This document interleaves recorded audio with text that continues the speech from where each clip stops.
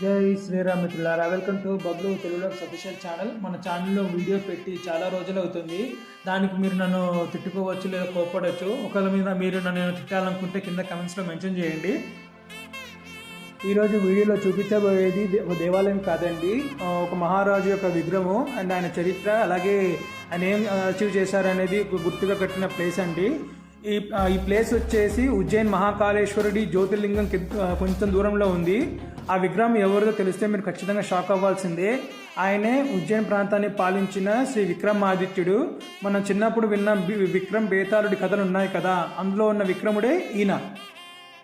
మీరు ఎదురుగా చూస్తున్నది రుద్రసాగర్ అండి, దానికి ఆపోజిట్లో ఉన్నదే ఉజ్జయిన్ జ్యోతిర్లింగం.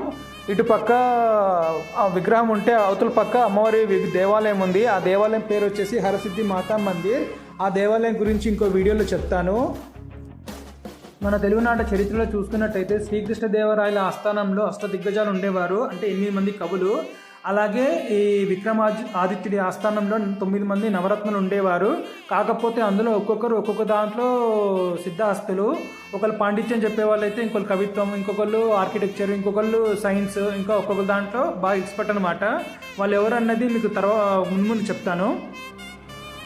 కాళిదాస మహాకవి అలాగే వరాహమిహిరుడి గురించి విన్నారు కదా, వాళ్ళిద్దరూ ఈ ఆదిత్యుడి ఆస్థానంలో ఉండేవారు.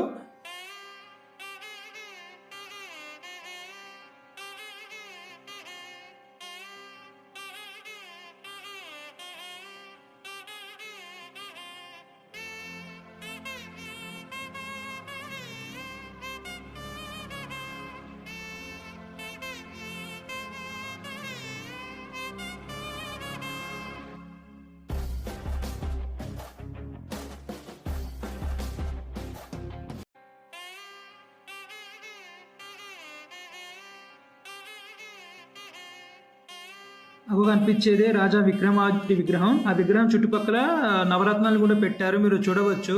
ఒక్కొక్కరు ఎక్స్పర్ట్ కదా, ఒక్కొక్కరు ఏమి అచీవ్ చేశారో చెప్తాను. నవరత్నాల్లో మొదటి వారైన వేతాల భట్ట, ఈయన పొలిటికల్ కౌన్సిల్గా అలాగే అడ్వైజర్గా పనిచేశారు, సేమ్ లైక్ మన చాణక్యుడి లాగా. రెండో పర్సన్ వచ్చేసి సంస్కృత నిఘంటుల్లో ఎక్స్పర్ట్, అలాగే అమరకోశాన్ని రాసిన మహానుభావుడు. మూడో వారు వచ్చేసి శంకు, ఈయన వాస్తుశాస్త్రం అలాగే భౌగోళిక శాస్త్రంలో ఎక్స్పర్ట్. నాలుగోది ధన్వంతరి, వైద్యానికి ఎక్స్పర్ట్. ఐదవది కాళిదాస మహాకవి, అభిజ్ఞాన శాకుంతలం రాసిన మహానుభావుడు.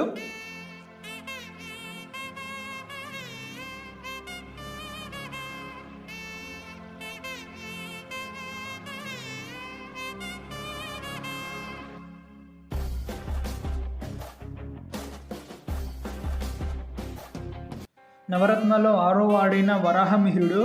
ఈయనకి మ్యాథ్స్ మీద అలాగే అస్ట్రాలజీ మీద మంచి సబ్జెక్ట్ ఉందని చెప్తారు. అలాగే ఆ తర్వాత వచ్చే పర్సన్ వచ్చేసి వారుచి, ఈయన సంస్కృత వ్యాకరణంలో చాలా ఎక్స్పర్ట్. ఆ తర్వాత వచ్చేసి ఉన్నది గతహరపర, ఈయన హాస్య పద్యాలు రాయడంలో ఎక్స్పర్ట్ అండి, సేమ్ లైక్ మన తెనాలి రామకృష్ణుడు. ఆ తర్వాత చివరన ఉన్నది క్షపణుడు, ఇతను తర్కశాస్త్రంలో నిపుణుడు. ఈ కింద చూసుకున్నట్టయితే రాజా విక్రమాదిత్య చరిత్ర అంతా చెక్కి పెట్టారు, చూడవచ్చు.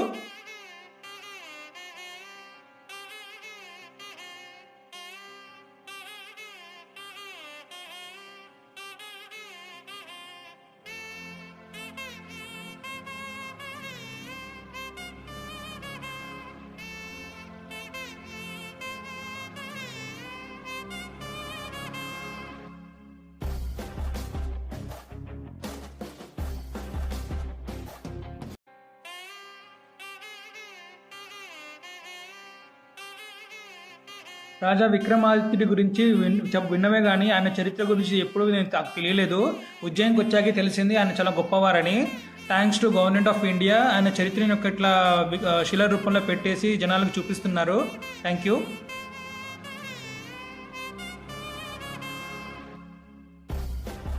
మీరు కనుక ఉజ్జయిని క్షేత్రానికి వెళ్తే ఖచ్చితంగా ఈ ప్లేస్ చూడండి, ఎందుకంటే తెలుసుకోవాలి మన హిస్టరీ గురించి. అండ్ మీరు కనుక ఉజ్జయిని క్షేత్రానికి వెళ్తే ఈ ప్లేస్ని చూసారో లేదో కింద కమెంట్ చేయండి. మీకు ఈ వీడియో నచ్చినట్టయితే లైక్ చేయండి, కమెంట్ చేయండి, షేర్ చేయండి. మరిన్ని వీడియోస్ కోసం బబ్లు తెలుగు ఛానల్ని సబ్స్క్రైబ్ చేసుకోండి. Thanks for watching. Hara Hara Mahadeva, Shambho Shankara, Jai Hind.